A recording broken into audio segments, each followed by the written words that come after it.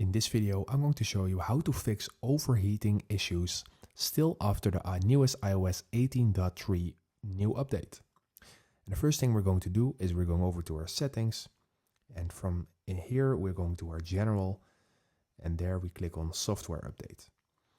And in here you need to be sure that your iOS is dated to the latest version, and that is currently iOS 18.3. So be sure that it is updated to this version, because this will update with a lot of bugs and stuff like that. And this will also reduce the overheating of your phone. And let's say you have done this and you still want some things you can do to reduce your battery overheating. Then you can go on back, and then we remain in general. We scroll down to background app refresh. And in here, as you can see, I have everything on, but you can also switch everything off. And this will mean that your apps won't refresh back in the background, and this will cause a lot of less amount of usage from apps in the background, which will cause an overall less usage of your battery.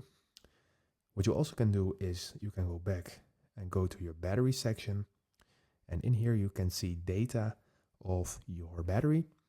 So you can basically track which app is having the most usage. And for example, this is Instagram by now, right now, 18%.